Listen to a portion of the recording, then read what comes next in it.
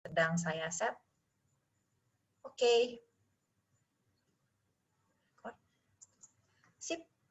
Jadi ini saya janji ya, 30 menit pertama akan ngambil absensi ya, akan ambil presensi.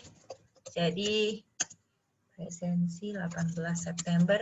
Tolong untuk semua yang sekarang ada untuk menjawab hadir di chat box, dan ini akan menjadi catatan kehadiran saya. Sekarang udah recording soalnya kan. Silakan.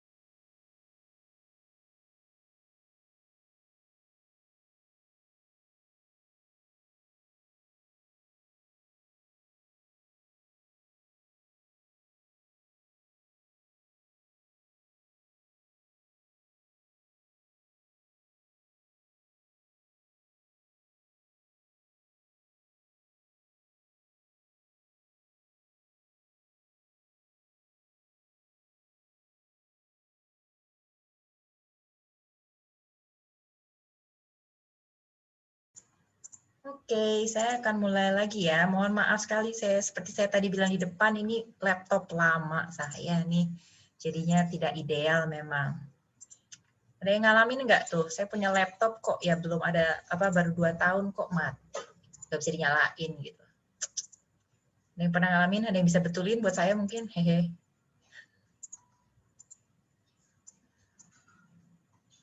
Oke. Sudah kelihatan ya?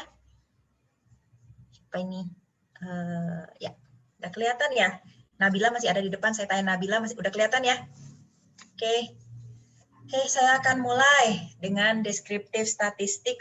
Jangan khawatir, saya nggak akan bahas dengan detail, saya nggak akan masuk-masuk rumus, karena 2 hal. Satu, saya yakin Anda sudah pernah belajar ini di SMA, dan ini banyak anak 2018 ya, jadi harusnya sudah pernah belajar juga, takut bosen, jadi nggak saya bahas dengan terlalu detail banget juga nanti. Oke, kita mulai aja langsung ya. Ups, ada yang datang ke waiting room. Saya terima dulu. Oke, ini referensi. Oke, sudah lihat video dan lihat modul pertama? Harusnya tahu ya apa itu populasi dan sampel dan parameter dan statistik. Kalau saya mau neliti anak UI, semua anak UI angkatan 2018, itu populasi atau sampel ya semua anak UI-nya? Yang tadi mejeng, mungkin Denis mau coba bantu saya, Denis. Kalau saya lagi neliti anak UI 2018, semua-muanya, itu populasi atau sampel?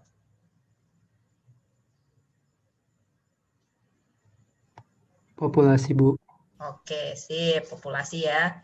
Cuman kan kalau saya sih nggak mau ya, kalau misalnya saya harus nanyain satu-satu ke semua anak 2018, angkatan 2018 di UI.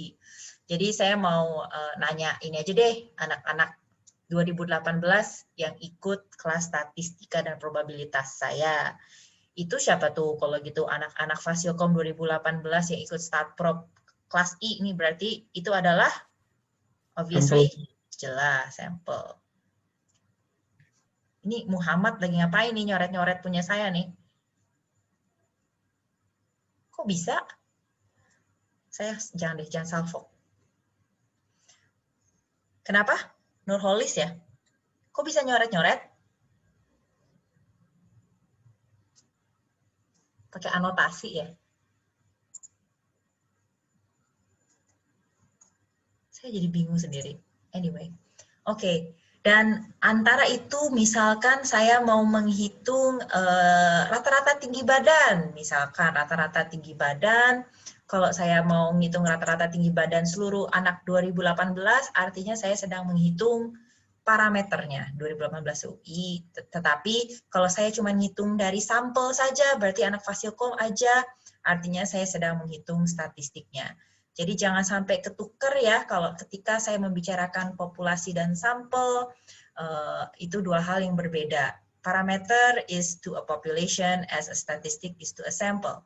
Jadi kalau saya lagi ngitung rata-rata IPK dari populasi, minnya itu adalah parameter, tetapi kalau saya ngitung min hanya dari 100 mahasiswa, itu adalah suatu statistik.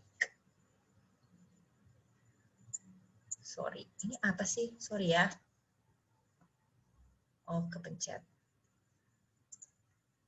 Saya refresh ya, soalnya kok jadi ada... Ya, oke. Oke, jadi supaya statistik itu, supaya suatu data itu menarik buat kita atau bermanfaat buat kita, kita perlu melakukan estimasi bigger picture. Jadi walaupun saya cuma mendapatkan data atau ukuran dari 100 mahasiswa atau di kelas ini nih ada 58 mahasiswa aja, tetapi saya bisa melakukan statistical inference untuk saya pahami gimana sih nature-nya di seluruh mahasiswa atau di seluruh populasi.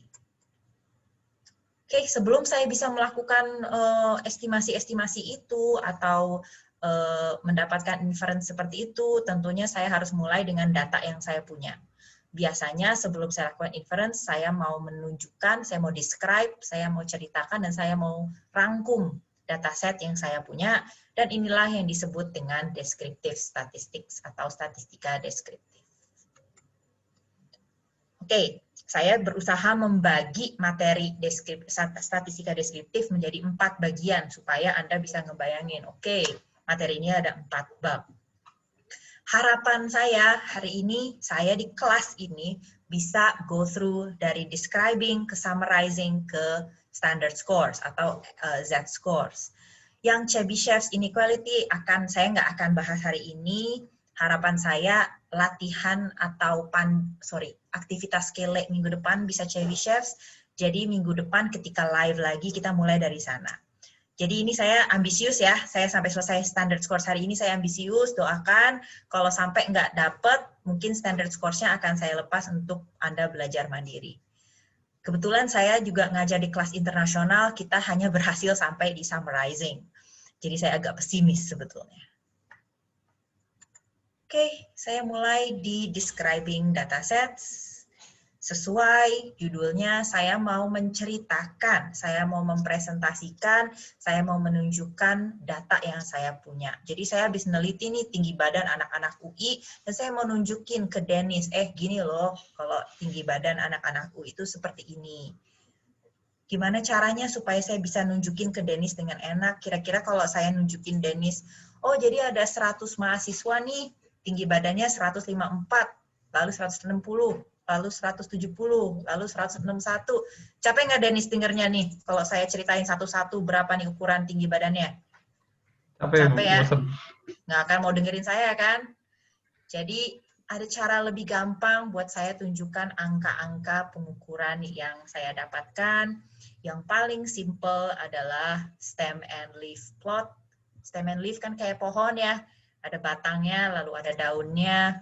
Dan di sini saya bisa ceritakan untuk angka 62, stemnya 6, leaf-nya 2, dan saya bisa ringkes nih data-data saya jadi tampilan yang lebih teratur lah daripada just list gitu kan. Daripada list angka, mendingan saya organize kayak gini lebih enak dilihat. Saya bilang lebih enak dilihat ya, cuman mungkin kata Dennis masih nggak enak Bu, masih kebanyakan angka. Bisa aja ya Dennis ya? Bisa aja, Bu. Jadi daripada saya harus jabarin satu-satu nih angkanya, ini kan tetap satu-satu nih ya. Walaupun dalam format begini saya tetap menjabarkan 51. 51,3. Ini saya bisa nulis nggak? Oh, ini saya bisa laser pointer. Saya tetap nunjukin 51, 51,3, 52. Masih saya jabarkan. Ternyata kadang-kadang itu tetap masih membosankan.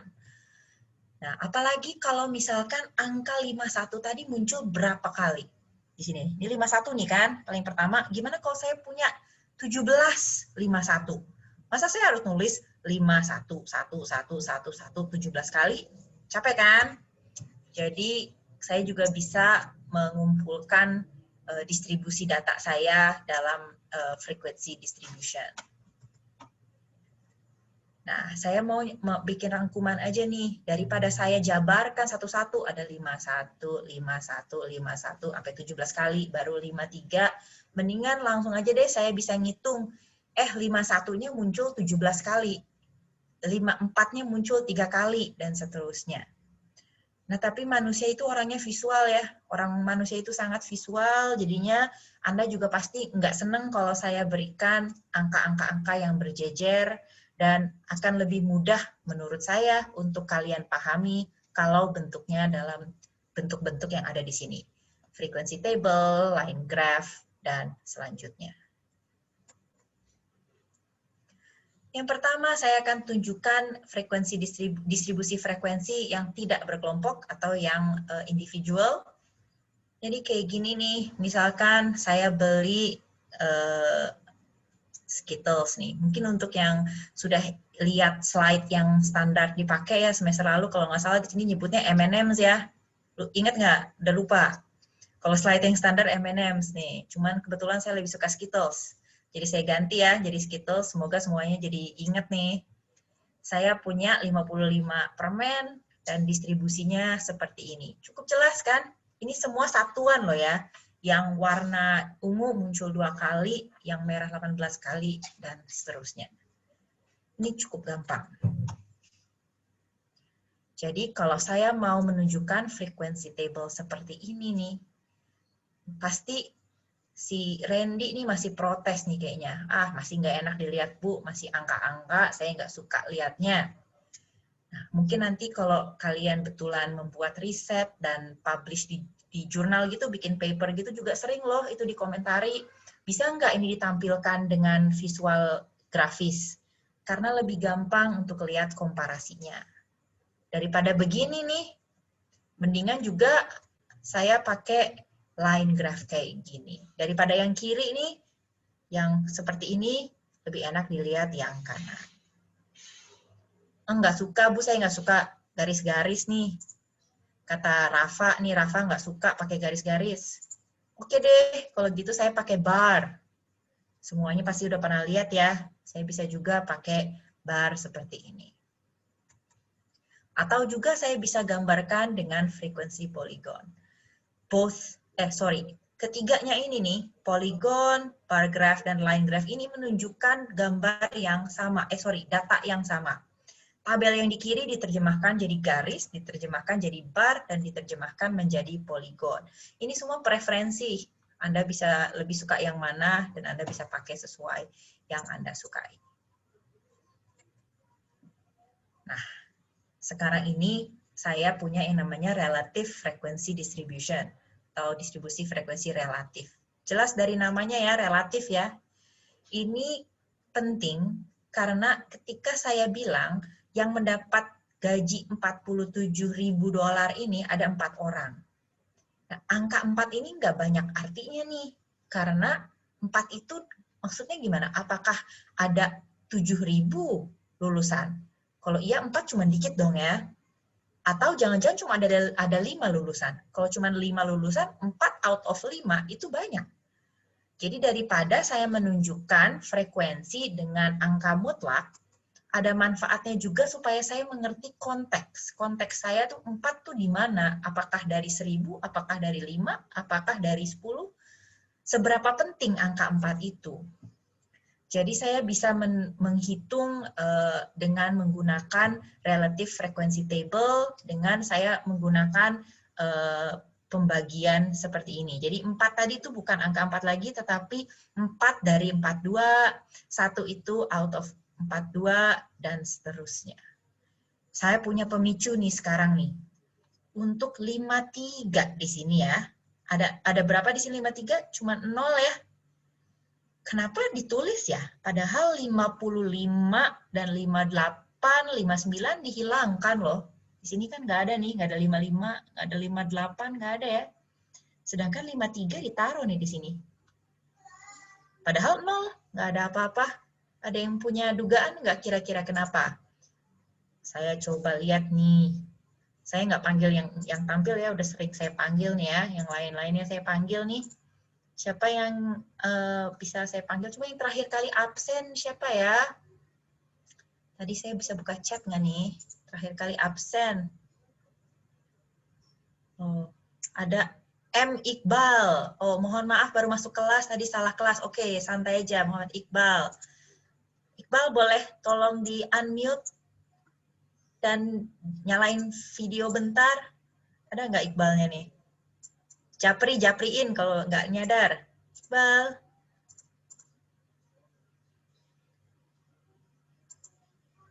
Apakah kedengeran, Bu? Nggak kedengeran, Iqbal. Kalau susah, di chat aja deh. Iqbal, kenapa nih 53-nya kita ngapain nampilin 53, padahal yang 55 nggak ada, kita nggak tampilkan gitu. Ada ide nggak kenapa nih Iqbal? Boleh di chat aja.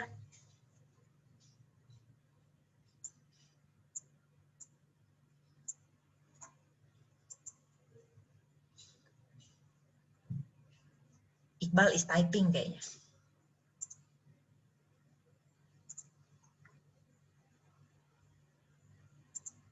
Saya tunggu loh Iqbal. Mungkin sambil nungguin Iqbal, saya bisa panggil-panggil yang lain ya.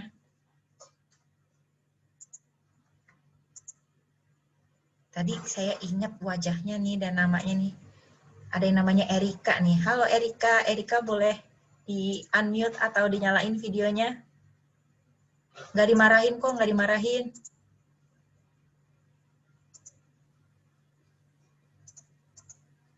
Halo Erika, menurut Erika kenapa nih? Udah unmute ya?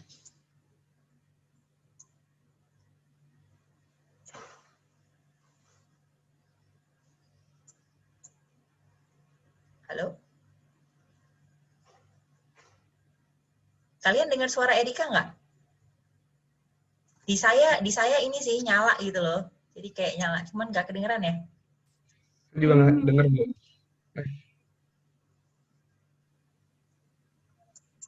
Erika boleh disambung di chat. Siapa lagi nih yang mau saya tanya berikutnya nih, kalau gitu nih ya.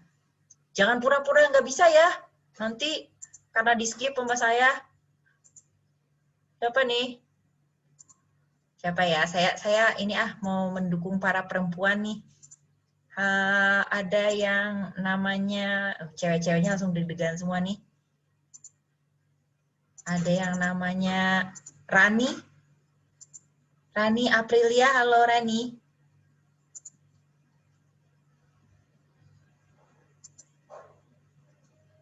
Pindah. Oh ini dia, Iqbalnya muncul tiba-tiba.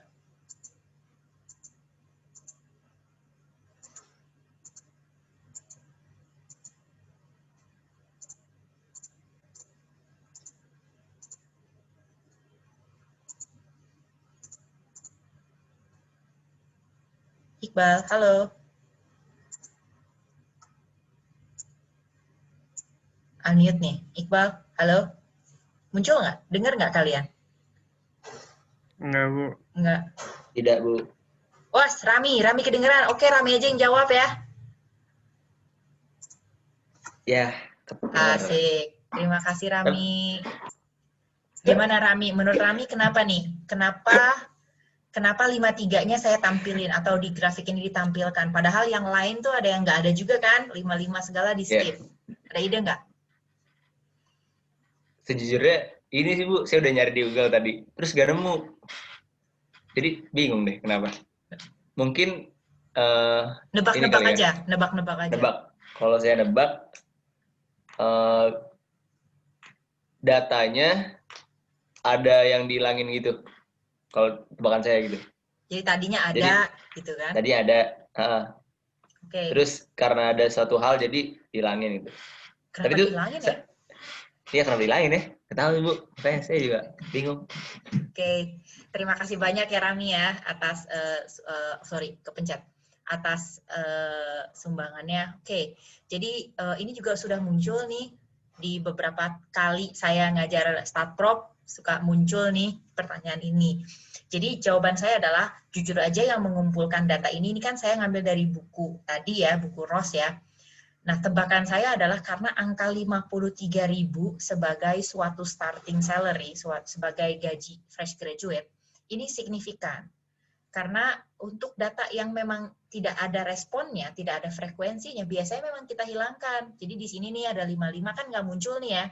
Terus 58, 59 juga nggak muncul kan. Kemudian dia dihilangkan. Jadi dugaan saya adalah dalam konteks gaji fresh graduate ini, angka 53.000 itu ada artinya, ada significance-nya. Contoh lain supaya Anda mengerti dengan lebih clear adalah, misalkan saya mau bikin frekuensi table jumlah mahasiswa perempuan dan laki-laki di kelas ini. Kan saya bisa hitung nih, perempuannya ada sekian, ada 30, jangan ya, nggak mungkin 35 sekom. Perempuannya ada 15, lalu laki-lakinya ada 35, misalkan seperti itu. Nah, tetapi seandainya saya pas kebetulan ke bagian kelas yang nggak ada perempuannya, jadi laki-lakinya 50, gitu. Berhubung ketika saya membicarakan konteks gender, dua kategori perempuan dan laki-laki itu sama pentingnya, jadi saya tetap akan tulis perempuan 0, laki-laki 50, walaupun tidak ada satupun data yang jatuh di kategori perempuan. Sehingga dugaan saya di sini dalam pengumpulan data gaji fresh graduate ini, angka 53.000 ini mungkin signifikan. Gitu tebakan saya. Terima kasih ya Rami atas masukannya. Saya jadi pengen cek juga, jangan-jangan ada benarnya. Oke, saya lanjutkan ya. Nah, selama ini saya kan contoh sebelumnya kan kita hitung satu persatu nih, 47 ada 4, 48 ada 1 gitu kan. Nah, di sini kebetulan saya cuma punya 11 data berbeda nih, 47, 48, 49. Bukan data, sorry. 11 kemungkinan nilai. Gimana kalau tiba-tiba saya punya 1000 kemungkinan nilai? Masa iya sih saya mau bikin suatu tabel yang isinya 1000 ke bawah gitu? Lalu kedua adalah gimana kalau variabel saya continue? Saya harus mengelompokkan data saya. Pasti contoh ini sudah pernah lihat ya sebelumnya di buku, ini adalah umurnya bohlam. Saya punya 200 bohlam, umurnya beda-beda nih. Angka yang paling kecil di sini tuh kalau nggak salah 500-an, dan angka paling gede itu 1000-an. Masa iya sih saya mau menuliskan sepanjang itu, sekian banyak kemungkinan, dan saya buat tabel? Lebih baik saya kelompokkan kemungkinan value tersebut. Dan ada dua konvensi yang sering dipakai, yaitu left-hand inclusion atau Hinkel. Yang pertama, left-hand inclusion ya, saya yakin Anda sudah tahu, poinnya adalah ketika saya buat interval, yang kiri termasuk ya, jadi di sini 500-nya, angka 500-nya termasuk, tapi 600-nya tidak termasuk. Dan dengan basis seperti ini, saya juga bisa membuat gambar atau visual, karena tadi saya udah katakan ya, manusia itu makhluk visual, sehingga lebih baik ditampilkan dalam graf seperti ini. Hati-hati kalau saya udah punya grup data, tidak lagi disebut sebagai bar graph, tetapi histogram. Atau saya juga bisa gambar frekuensi poligon. Saya juga bisa menyatakannya dengan kumulatif frekuensi, dengan menjumlahkan tidak lagi nilai mutlak per kelas, tetapi secara akumulatif.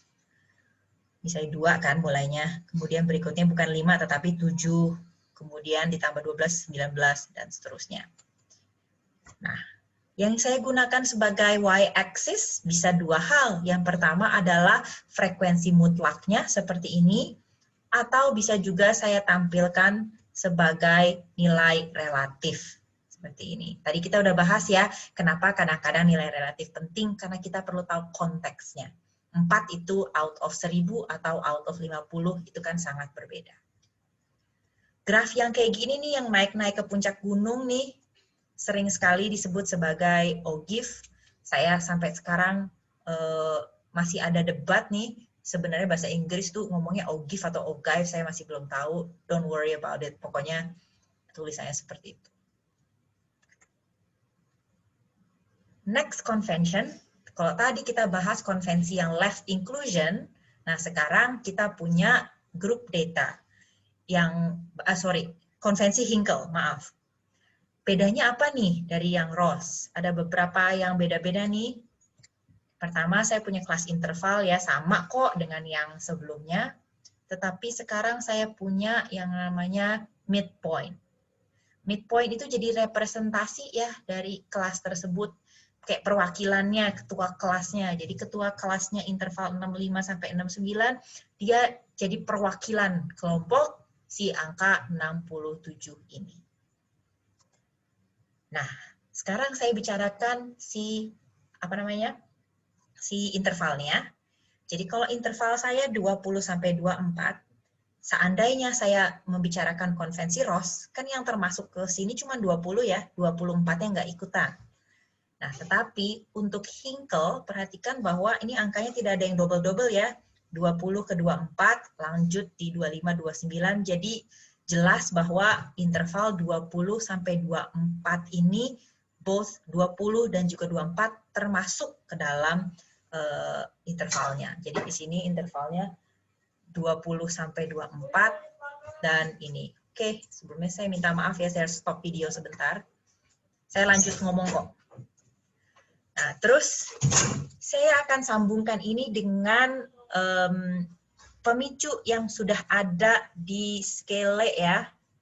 Saya akan sambungkan dengan yang ada di Scale. Layar saya masih kelihatan kan ya?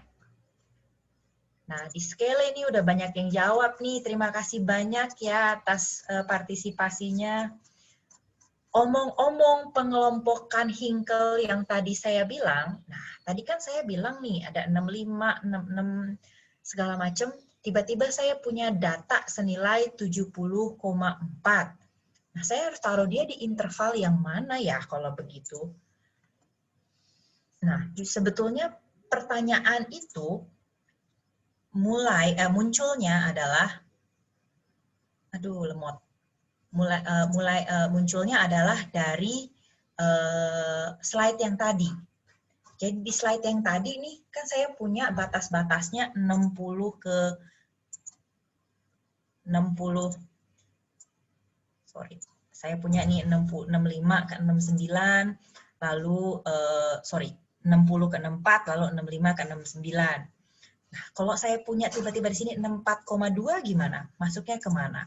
Terima kasih banyak ya, semuanya sudah banyak yang berpartisipasi, dan kebanyakan saya lihat kayaknya jawabannya tentang limits ya, exact limits. Jadi ketika saya punya batas interval 20 sampai 24, sebetulnya exact limits dari interval tersebut adalah 19,5 sampai 24,5. Kalian semua udah ngambil kalkulus ya, jadi tahu itu karena ada rounding rule ya. Ketika saya punya angka 24,2 kan kita biasanya bulatkan ke 24. Ya, itu jawabannya betul bahwa batas-batas kelas itu ini adalah batas-batas kelas yang ditentukan, tetapi sebetulnya exact limitnya itu ada meliputi, menginclude gitu, mengajak-ajak angka-angka yang jika dibulatkan termasuk ke interval tersebut. Tetapi yang ingin saya tekankan di sini ada satu tambahan dari saya tentang pemicu tersebut. Nah, praktek yang paling benar sebetulnya adalah kita mendefinisikan interval sesuai data yang kita punya. Jadi di contoh ini, di slide, kebetulan data yang saya punya pasti data diskret nih, nggak ada yang koma-koma. Pasti angkanya bulat semua, sehingga siapapun yang punya data ini mendefinisikan interval 20, 24, 25, 29, dan seterusnya. Nah, seandainya saya punya data dan saya tahu bahwa akan koma-koma, best practice-nya adalah saya dari awal mendefinisikan kelas interval saya dengan koma. Jadi saya tahu nih, angka-angka saya ada satu angka di belakang koma. Semua measurement yang saya ambil, semua pengukuran yang saya ambil, maka sebaiknya interval yang saya definisikan jangan 20-24 dong. Definisinya adalah 19,5 secara eksplisit sampai 24,5. Kalau saya tahu data saya itu ada dua angka di belakang koma, maka saya harus definisikan kelas interval saya 19,51 sampai 50. Seperti itu. Jadi itu best practice yang paling ideal, seharusnya saya definisikan interval sesuai dengan data yang saya punya. Ada yang ingin menanggapi? Ini soalnya kaitannya dengan diskusi kita di Skele. Jadi siapa tahu ada yang penasaran. Soalnya kalian semua berdiskusi kan di sana. Ada yang mau menanggapi? Silahkan.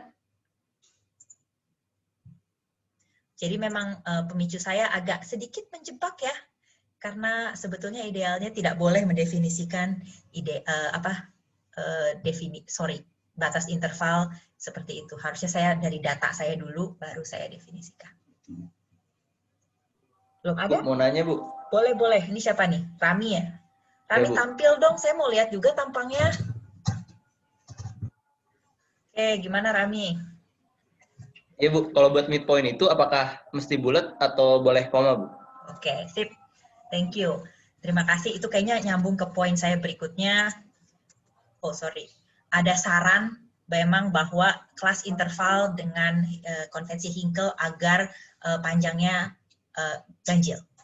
Memang disarankan supaya midpoint-nya genap. Harus apa enggak? Enggak harus.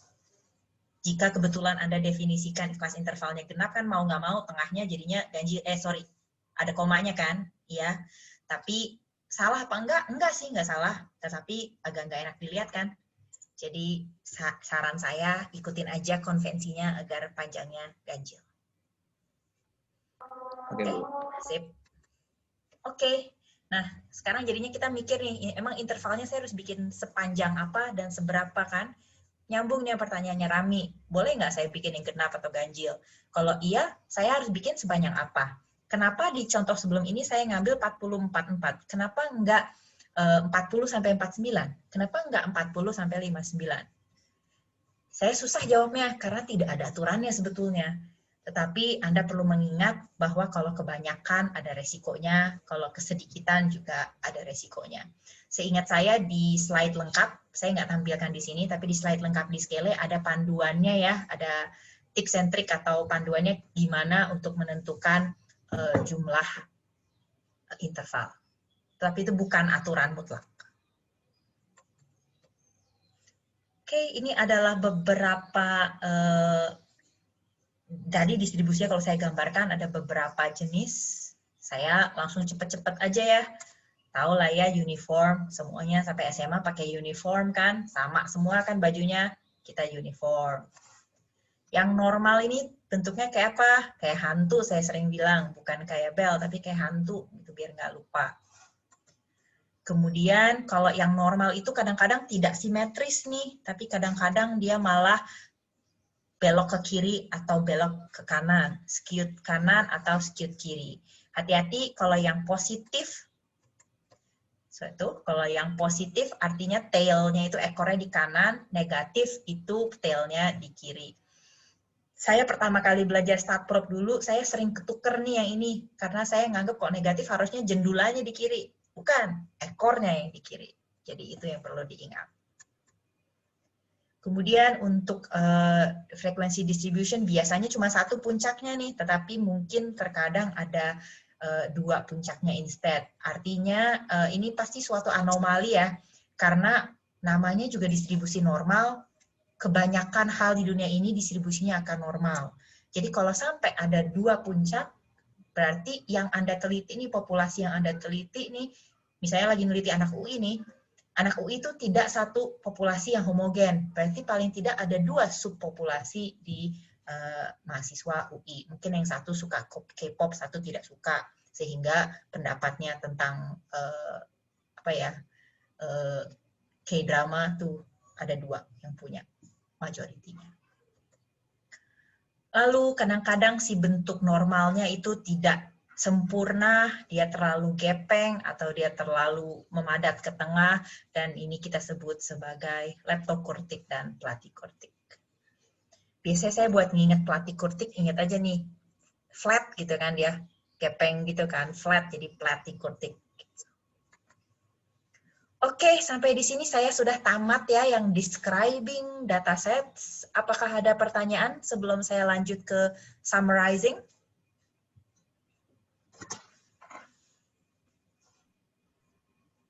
Bu, izin bertanya. Boleh. Siapa nih? Freddy. Ya, Bu, kan itu yang di diskusi scale itu Wibi ada tanya tuh Bu, kalau misalnya datanya 70,5 masuknya gimana? Itu kira gimana ya Bu? Gimana? Sekali lagi, kalau apa? Kalau 70,5? Ya, kalau yang Ibu contohkan 70,4, berarti kan dia masuk di dataset berarti itu yang sampai 70,5 ya. Nah, terus si Wibi itu tanya, Bu, kalau misalnya ada data 70,5, itu berarti dia akan masuk ke exact limit yang mana? Oke. Jadi yang paling ideal, kayak tadi saya bilang, kalau dari awal saya udah tahu nih, data saya bakal ada koma, satu angka di belakang koma, kayak barusan Freddy bilang ya. Seharusnya saya tidak mendefinisikan batas-batas saya 70, berarti tadi 65 sampai 69, 70 sampai 74, bener nggak sih saya ngasih taunya? Lupa. Pokoknya seharusnya tidak bulat ya, harusnya tidak bulat. Yang paling benar adalah saya mendefinisikan batas saya itu ada di 69,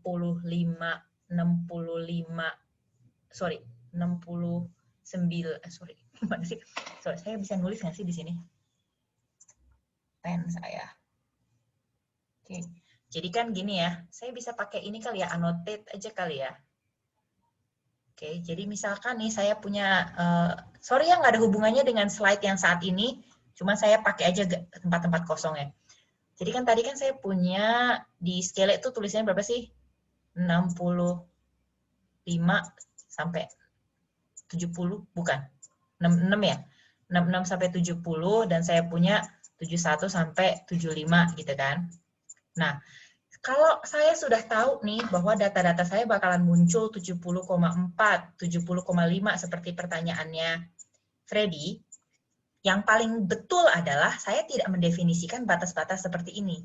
Yang paling betul adalah saya mendefinisikan batas-batas saya adalah 65,5 sampai 70,4, dan berikutnya nih 70,5 sampai 75,4. Nah, kalau seandainya saya udah nyusun ini dengan ideal dari sebelumnya, harusnya dua masalah ini jadi nggak ada kan? Ini 74 jelas masuknya ke sini, yang 70,5 jelas masuknya ke sini. Nah, berhubung tadi contohnya udah terlanjur nih, kasarnya kita udah terlanjur nih membuat batas-batas yang salah tadi, gitu kan? Jadi ya mau nggak mau kita pakai aturan yang tadi, exact limits kayak tadi saya bilang. Tapi kalau 70,5 ya mau nggak mau jadi pembulatan kali ya, paling benar. Karena levelnya adalah define the intervals correctly, yang pertama. Kedua adalah gunakan exact limit. Yang ketiga adalah gunakan aturan pembulatan kalkulus. Berarti 7,5 ke atas dong ya. Gitu. Tapi urutannya gitu dulu ya Freddy ya. Jadi solusi pertama adalah definisi interval, baru exact limits, baru kita boleh ngebuletin yang paling terakhir. Gitu? Permisi Bu. Cukup jelas? Oke. Permisi Bu. Cuma mau mastiin. Oh, Jadi sebenarnya sorry, itu ganti orang ternyata. Sorry. maaf. Bentar, saya nyari dulu mana mukanya. Oke. Randy ya?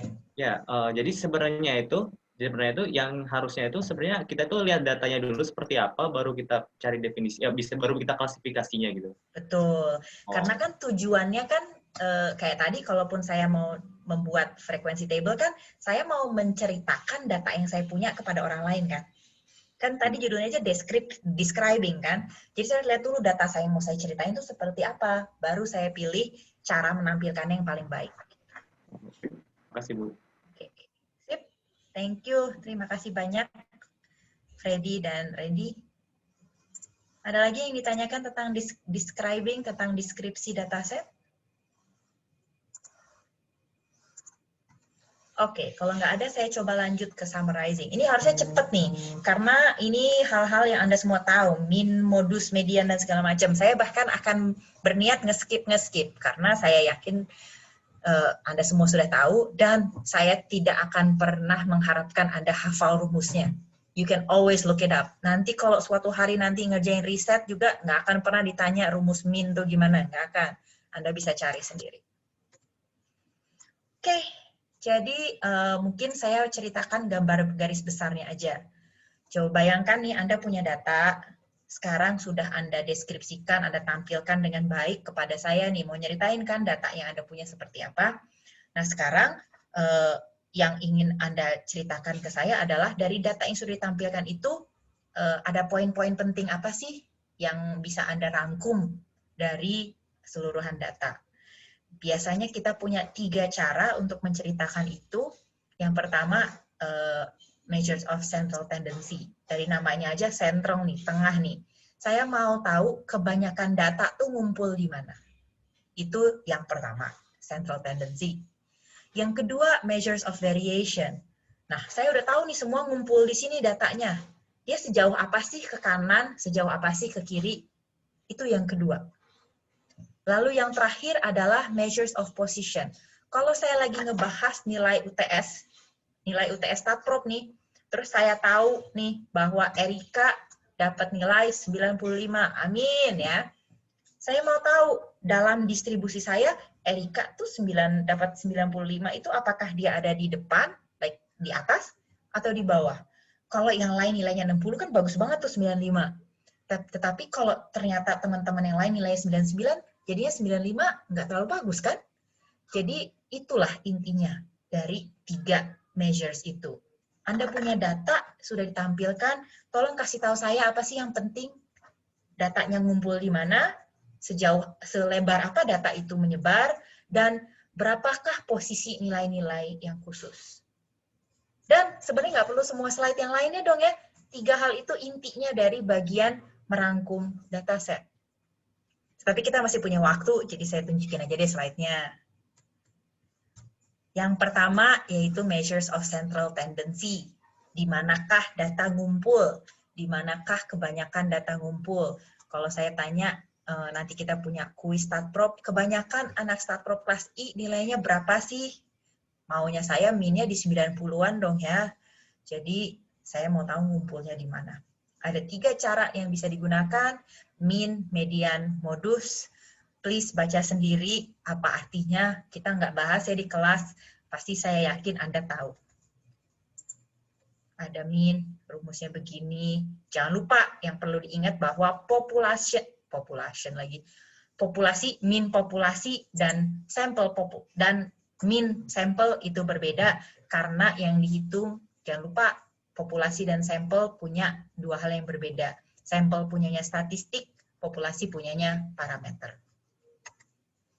Oke, ini nggak usah dibahas ya. Ini ada beberapa properti min, Anda bisa baca sendiri. Saya langsung lompat ke median. Median itu, seperti yang Anda tahu, saya mau tahu data yang di tengah tuh yang apa sih? Bukan rata-rata, tetapi data yang urutannya ada di paling tengah. Oke, seperti ini untuk grup data ini, ini untuk grup data, Anda bisa cek sendiri dan melatihan sendiri. Kalau nggak salah di slide udah ada ya latihannya ya. Nah, tetapi yang ingin saya sorot, nah mungkin yang udah ngerjain kolaboratif, rangkuman kolaboratif udah sadar ya. Poin pertama yang saya katakan adalah terkadang min bukan measure, bukan cara yang bagus untuk menceritakan data, karena kalau ada outlier di sini, dia akan mempengaruhi gambaran yang dilakukan. Jadi di sini nih misalnya berat badan nih 60, 70, 80, dan 990. Hayalan ya. Kalau saya hitung min, artinya saya akan hitung, rata-rata berat badan orang tuh di situ 300 kilo. Padahal itu tidak menggambarkan koleksi data ini dengan baik. Karena cuma satu nih, gara-gara si satu nih, si biang keladinya si 990 ini merubah mean. Dalam hal ini lebih mudah untuk saya, bukan lebih mudah, lebih representatif kalau saya menggunakan median, karena kalau saya gunakan median, di sini saya dapat gambaran yang lebih clear tentang datanya. Oke. Dan yang terakhir adalah sample mode, yaitu yang paling sering muncul ya, cukup jelas. Nah, di sini manfaatnya midpoint yang didefinisikan oleh Hinkel, di konvensi Hinkel, karena kalau saya punya distribusi yang satu persatu ini cukup jelas ya, 783 muncul 6 kali paling banyak, ya mode-nya 783. Tapi kalau di sini gimana? Ya saya gunakan midpoint sebagai perwakilan. Kayak tadi saya bilang, oke, kalau tadi saya bilang 65 sampai 69 ini ketua kelasnya, perwakilannya adalah si 67. Dan 67 itu digunakan sebagai mode of the data. Oke, ini saya langsung lanjutkan aja ya. Ini cuman implikasi dari mean, mode, dan median. Anda bisa cek sendiri. Lanjut ke measures of variability, intinya kayak tadi saya bilang, kalau saya tahu data udah ngumpul di sini semua, saya mau tahu dia ke kanan dan ke kiri itu selebar apa sih?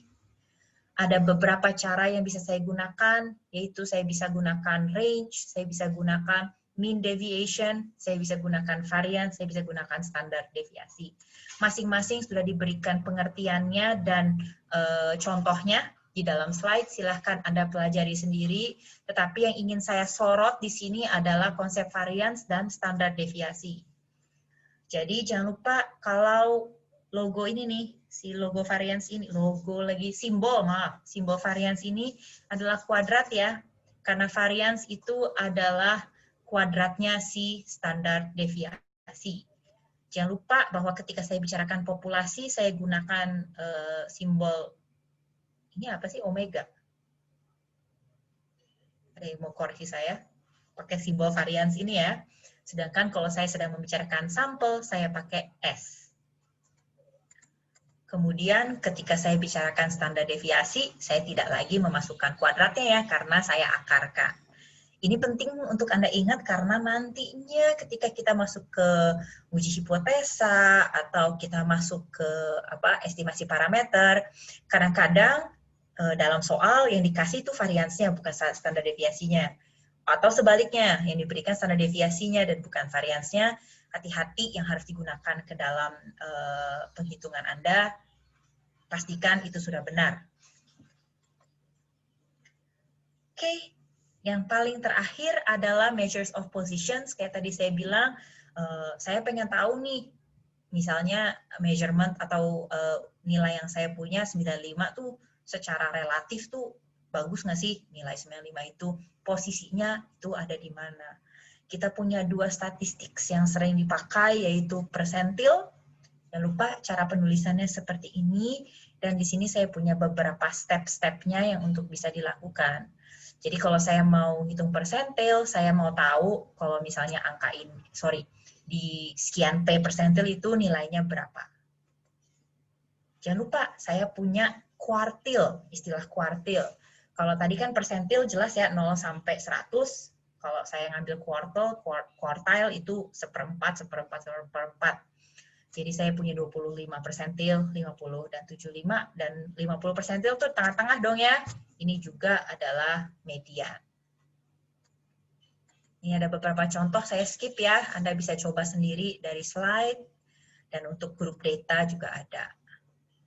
Nah, terakhir kita punya percentile rank, yaitu Anda punya nilai 65 yang kayak tadi saya bilang, dan saya mau tahu kebanyakan nilainya lebih bagus dari saya atau lebih rendah dari saya ya. Saya mau tahu ada berapa persentase mahasiswa yang nilainya lebih jelek dari saya. Ambis ya, kayak gitu ya. Saya mau tahu ada berapa orang dapat lebih jelek dari saya. Jadi saya bisa menghitung percentile rank. Nilai saya 65, ranking saya secara persentil ada di mana. Bisa dihitung, ada contohnya seperti ini untuk non-grup data, dan ini untuk grup data. Nah, sekarang saya sudah punya posisi-posisi tadi nih ya, kuartil-kuartil. maka saya juga bisa menggunakan posisi-posisi itu untuk menggambarkan yang dinamakan dengan box plot. Nah, tadi kan saya udah punya kuartil 1, kuartil 2, dan kuartil 3. Nah, saya mau hitung range-nya, namanya interquartile range, IQR, Q3 dikurangi Q1. Buat apa sih Bu saya ngitung quartile range-nya? Saya mau tahu kuartil 1 ke kuartil 2 itu berapa jaraknya. Ingat ya, distribusi normal begini ya, kebanyakan di tengah-tengah, dan kebanyakan itu ada di antara Q3 dan Q1, yaitu interquartile range itu. Makanya itu alasannya kenapa kita menghitung interquartile range Q3 dikurangi Q1. Karena di antara 2 poin itulah kebanyakan data berada. Oke, sekarang saya bisa hitung seperti ini ya. Nah, ada tambahan nih. Ini kan jelas ya, ini adalah garis bilangan. Saya tandai Q1, Q2, Q3. Tapi kok ada min dan max? Apa nih? Nah, kita punya yang namanya reasonable upper boundary dan reasonable lower boundary. Kayak tadi saya bilang, ini kan kotak ini ya. Ini kan kotak ini, saya punya batasnya Q1, Q2, Q3. Dengan mengasumsikan distribusi normal, saya tahu bahwa kebanyakan akan masuk ke dalam garis bilangan ini nih. Kebanyakan, tetapi tidak semua. Jadi saya harus menentukan batas paling atas yang masuk akal dan batas paling bawah yang masuk akal. Caranya adalah dengan menghitung reasonable upper boundary dan reasonable lower boundary seperti ini. Jadi walaupun semuanya ngumpul kebanyakan di tengah gini, saya juga ngasih toleransi nih. Kiri kanannya juga tetap dihitung, di-include. Permisi, Bu. Silahkan. Saya pengen nanya, kalau tadi kan itu IQR itu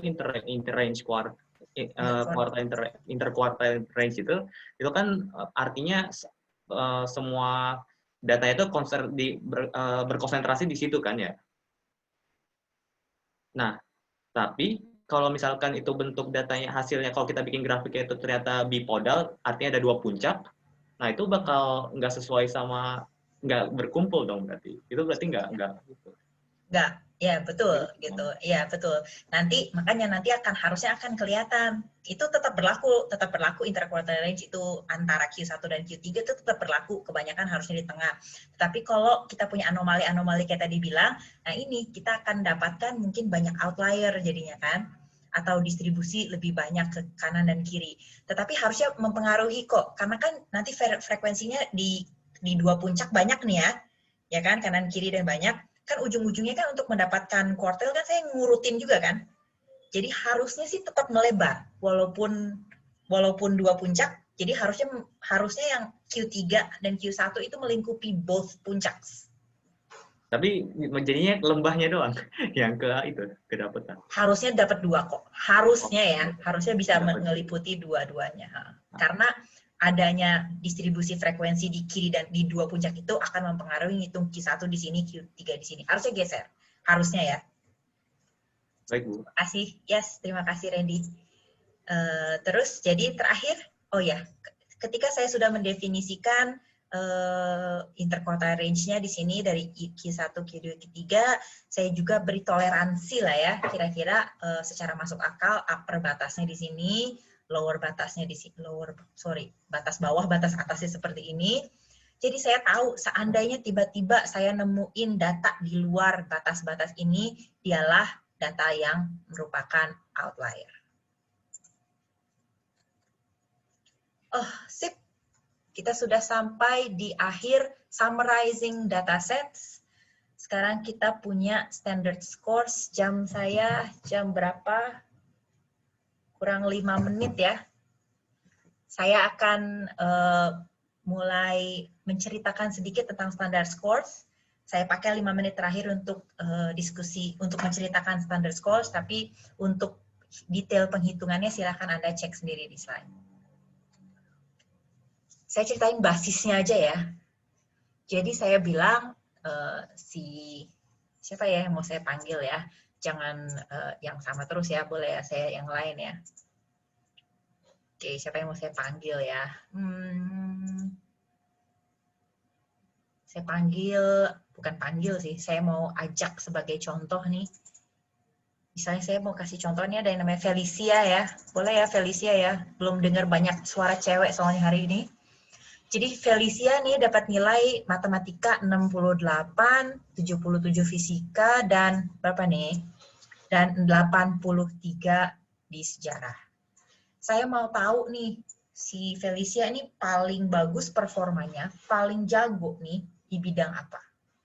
Kalau saya lihat nilai mutlaknya nih, kayaknya sejarah nih ya, angkanya paling gede, 83. Tetapi ingat beberapa kali kita udah bahas tentang relatif, konteks gitu kan.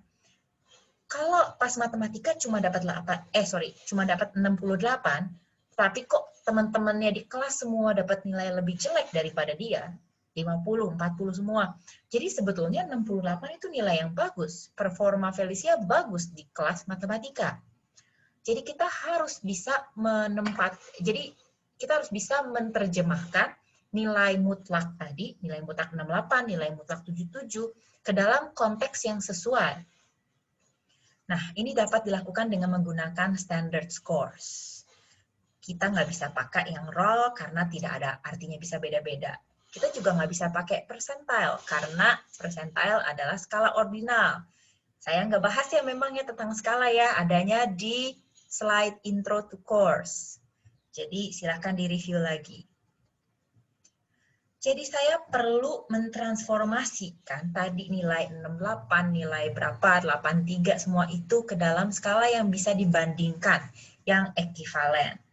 Caranya adalah saya perlu tahu dulu tapi standar deviasinya, min dan standar deviasi dari masing-masing distribusi nilai. Jadi distribusi nilai matematika, berapa minnya di dalam kelas, berapa standar deviasinya, sehingga saya bisa menghitung mana yang relevan. Ini ada beberapa sifat dari Z-score, Anda bisa baca sendiri ya. Sehingga kalau saya mau transformasikan nilai 68, 77, dan 83, ternyata Anda bisa lihat kalau based on konteks di kelas matematika, ternyata 68 tuh nilai bagus tuh. Z-nya 0,50. Di fisika, rata-rata aja, 0. Dan di sejarah nilainya 83, ternyata di bawah rata-rata ya, jadinya dia minus. Jadi di sini kita bisa dapat gambaran yang lebih relatif terhadap kondisi yang terjadi. Ada satu lagi tambahan yang mungkin bisa dibahas, yaitu angka 0,75 ini, minusnya ini kadang-kadang tidak terlalu menyenangkan, karena minus kan, kesannya jelek gitu kan, padahal bukan itu yang mau dimasukkan. Di sini nih, agak memberikan kesan buruk. Karena kesannya 0,5 tuh jelek, padahal 0,5 justru yang paling bagus. Jadi kita juga bisa mentransformasikan standard scores tadi, Z-scores tadi menjadi nilai yang lebih bagus. Jadi kalau di sini kan dari minus 1 sampai 1 ya, tapi 0,5 itu padahal bagus nih di skalanya antara minus 1 dan 1, 0,5 bagus. Cuman secara mutlak nih orang punya ide 0,5 tuh nilai kecil, nilai jelek. Mendingan saya transformasikan range yang minus 1 sampai 1 itu saya pindahin ke 0 sampai 100, bisa juga saya lakukan. Dan kadang-kadang tidak semua nilai sama, saya juga bisa menentukan beratnya. Jadi mungkin ada nilai yang lebih penting atau nilai yang kurang penting, saya bisa weight yang sesuai. Detail-detailnya silahkan baca sendiri ya, ini latihan Z-scores-nya ini, yang penting konsep utamanya tahu dan untuk apanya tahu. Intinya kita mau tahu suatu nilai itu in konteks, kita mau tahu tidak nilai mutlaknya, tetapi dibandingkan yang lain-lainnya. Saya cek jam saya, pas kurang 1 menit, alhamdulillah target saya tercapai, kita bisa selesai sampai di standard scores. Saya akan buka sesi pertanyaan untuk 5 menit aja deh, kalau memang ada. Karena tadinya saya udah janji ya cuma 1,5 jam ya hari ini ya. Jadi harusnya dalam 1 menit selesai, tetapi saya mau extend 5 menit aja, in case ada yang mau bertanya.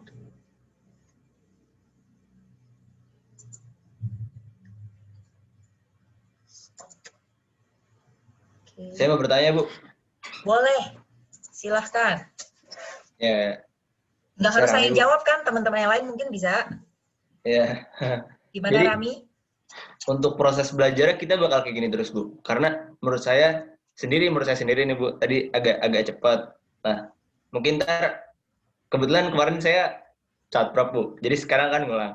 Nah, habis UTS itu menurut saya materinya agak lebih berat gitu. Apakah ntar bakal tetap cepat kayak gini atau ntar bakal gimana, Bu?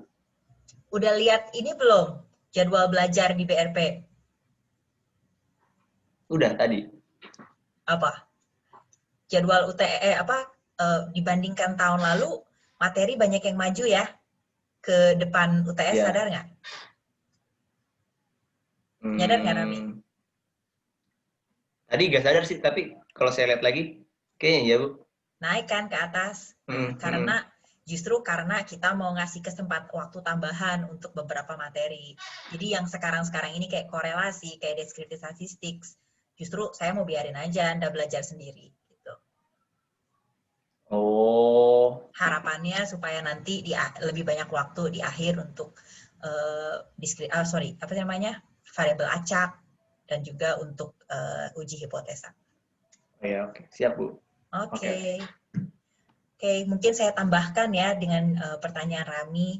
Memang berhubung harus PJJ seperti ini, saya juga nggak mau ya di online 2,5 jam, takutnya memberatkan kalian dan juga membuat kalian bosan. Jadi memang perlu ada motivasi tambahan ya, jadi akan ada banyak kegiatan belajar mandiri, mau nggak mau. Saya tahu tidak ideal ya, tetapi bakalan ada kayak diskusi atau mungkin mini assignment. Saya nggak bilang assignment besar. Kalau saya terbitkan mini assignment di Skele, saya janji itu nggak akan ngabisin waktu lebih dari 15 menit. Jadi Anda bisa coba latihan misalkan atau mini quiz, itu tidak akan menghabiskan waktu dari 15 menit. Asalkan Anda sudah menggunakan waktu belajar mandiri untuk mempelajari sendiri materi yang sudah diupload dari awal minggu. Kebetulan juga nih saya kan nurut aja ya dijadwalkan oleh fakultas, ternyata kita kebagian hari Jumat. Jadinya kita baru ketemu Jumat. Seems like a waste of time kalau dari awal pekan Anda nggak nyicil baca-baca sedikit. Gitu. Jadi saya pancing ya semuanya, saya urge semuanya untuk belajar mandiri juga. Karena nggak mungkin saya bahas semua di kelas, apalagi dengan PJJ seperti ini.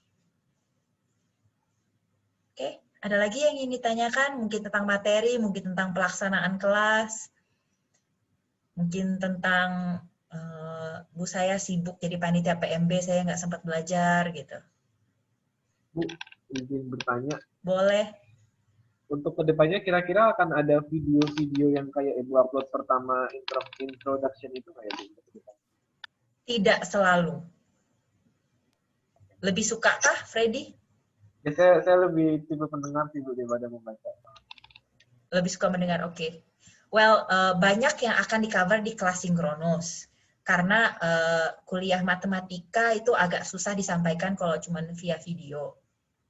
Jadi yang jelas kelas sinkronus akan selalu saya rekam dan akan selalu saya upload. Jadi kalau besok-besok Anda baru sempat review lagi, nanti bisa dengerin rekaman ini. Tapi tidak semua ada rencana video, maaf ya. Oke, terima kasih. Oke. Ada lagi? 1 menit lagi sih kalau sesuai janji saya. Tadinya saya bilang 5 menit tambahan kan. Oh, Randy ngacungnya. Ya, gimana? Ya, ini tadi yang video yang udah di-upload sekarang itu kan baru course pertama kan ya, yang bagian pengenalan terhadap StartProp kan ya. Nah, nanti yang deskriptif